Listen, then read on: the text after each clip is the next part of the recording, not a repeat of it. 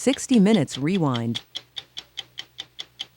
Who would have guessed that one of the hottest stocks of all time, one of the fastest growing companies in history, would be a bookstore? That's right, books.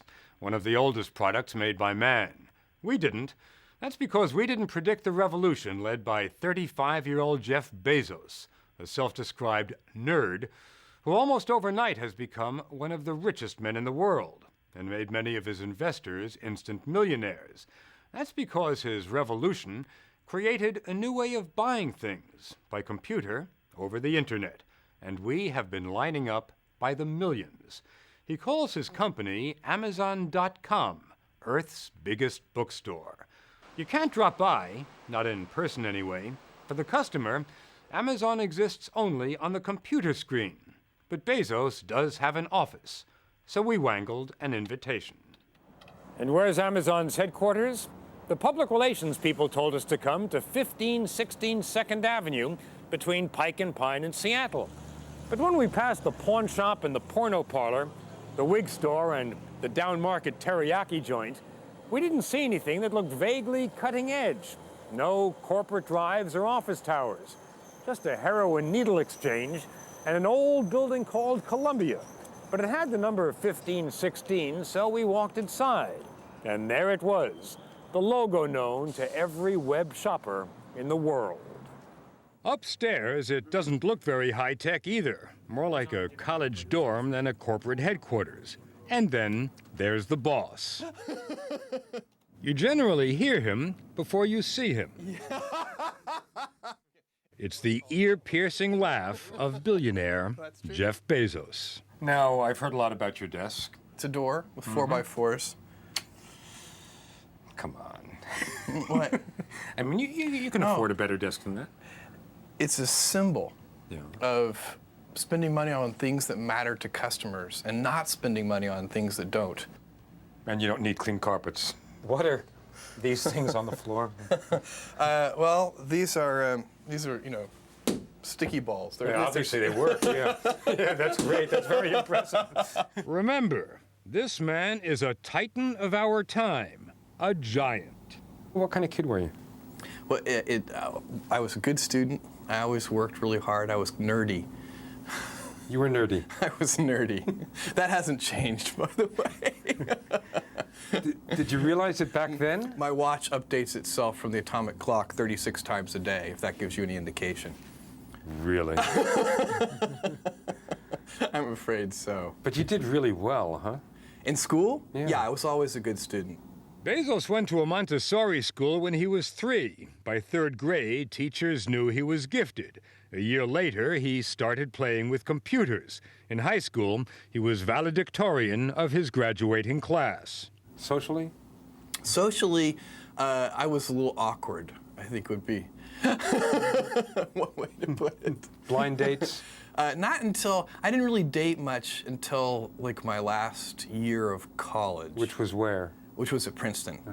Actually, I set up sort of a formal plan to date. I had all my friends set me up on blind dates. None of them worked out very well. Maybe it was his intensity, or maybe it was the way he talks. Listen to the way he describes his company's business plan. We believe that this is a critical category formation time. Bezos uses the same kind of Wall Street wonk talk when he talks or thinks about almost anything, including what he wants out of life.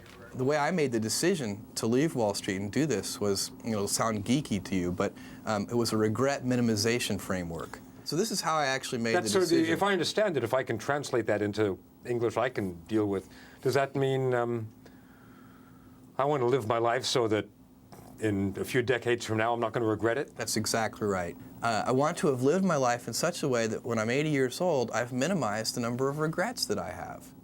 And I think actually a lot of people do that. I think they, even if they don't, call it something as dorky as regret minimization framework, they behave that way anyway. They think that way. But for you, it was not carpe diem. It was not wine, women, and song. No. I don't go in for carpe diem. I go in for regret minimization framework. Absolutely. When Bezos left that Wall Street job in 1994, he followed that old American edict, go west, young man. He and his wife didn't know where they were going. In fact, the movers packed their things and were already on the road when Bezos phoned them to say he had decided on Seattle. His other big decision? Books. Sell books. Not in stores, but over the internet. The company took off like a rocket. Did you read the Times this morning, New York Times? Yeah, I saw the Times this morning. At one point on Friday, Amazon.com's total stock market value surged past $30 billion, making it worth more than a major industrial company like Texaco. That didn't blow your mind when you read it? Well, I think if you're asking for sort of an emotional response, I think it's very humbling, and it creates a sense of responsibility. According to my calculations, you yourself are worth somewhere in the vicinity of $9 or $10 billion today. I only say that because I've got a follow-up question. Okay. What's with the Honda?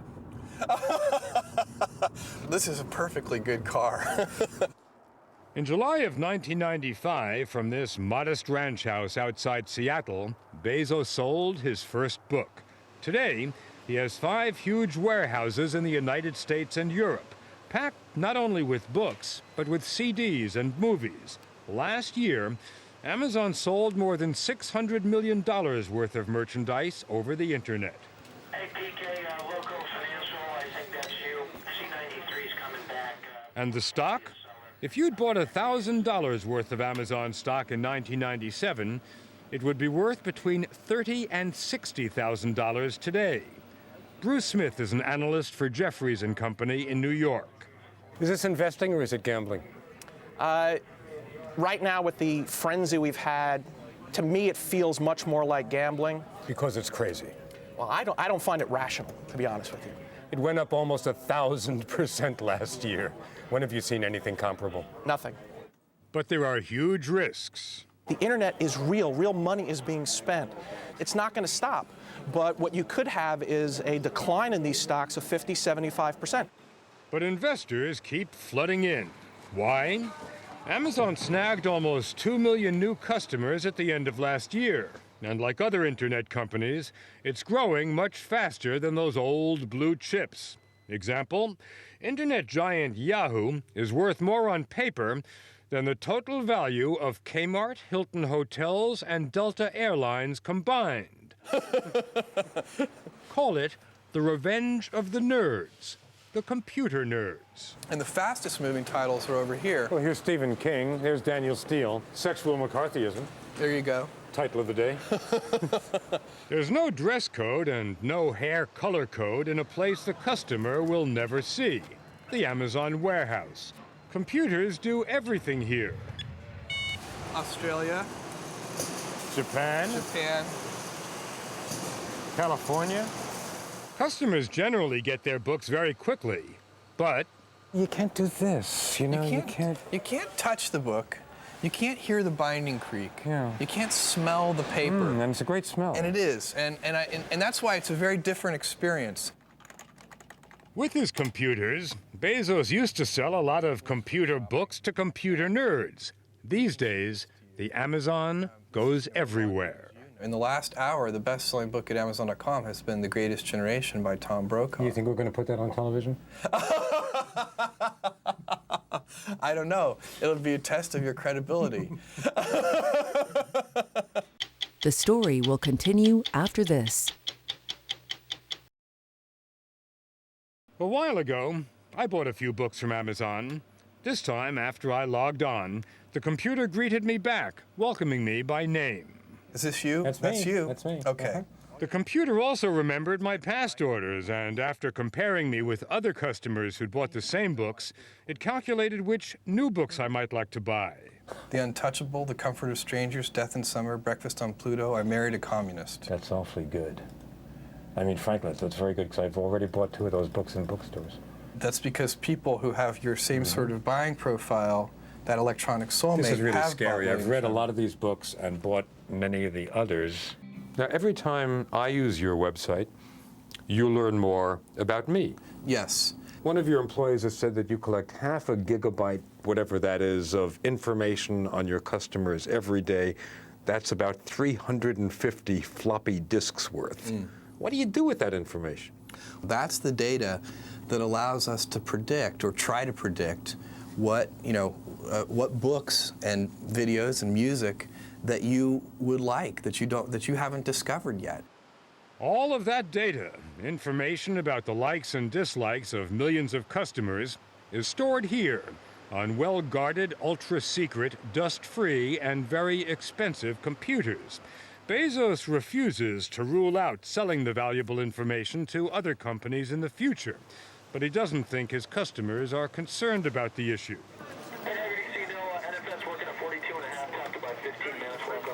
And Wall Street isn't concerned that Amazon has never made a profit, not a dime.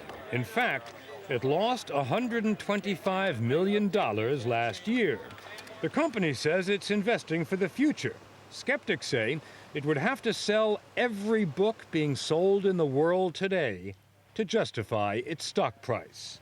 I think my generation grew up with Sears. And Amazon is worth 20% more than Sears is worth in market capitalization. How do you view that phenomenon that Amazon today is worth more than Sears? Investors are focused on the future. Amazon has growth potential that Sears doesn't. A couple of geeks who sketched out some software that could destroy Sears Roebuck. That's the beauty of technology and the microprocessor. We've never seen anything like it. But history has seen revolutions before, one thing supplanting another. Could Amazon and its tributaries be flowing towards the shopping mall and eventually drown it out? If you were running Walmart today, would you feel threatened by Amazon? Absolutely.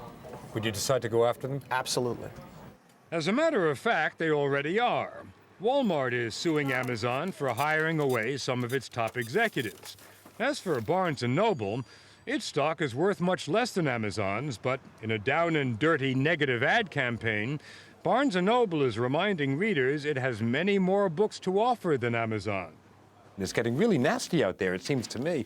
The online bookstore, the Barnes & Noble bookstore, is so big it makes Amazon.com look tiny. Seems to me that this is almost a declaration of war. Well, it's not just Barnes & Noble, but one of the things... Walmart is suing you? That's right. And you're surrounded by enemies. People want to get you. Establishment is big and powerful. Do you ever get scared? Well, I tell people around here to wake up petrified and afraid every morning. Do you? I do. But if Bezos has a case of the jitters, he wasn't showing it last month. He was throwing his annual masquerade ball for the 2,100 Amazon employees he calls his fellow entrepreneurs, his fellow nerds. Behind their masks, they're worth millions of dollars thanks to generous stock options. As for Bezos, on paper, he's worth more than Ross Perot, Rupert Murdoch, even David Rockefeller. It is not uncommon for people who have achieved the kind of startling success you have in such a short period of time develop a pretty strong fear about losing it all. Are you afraid of that?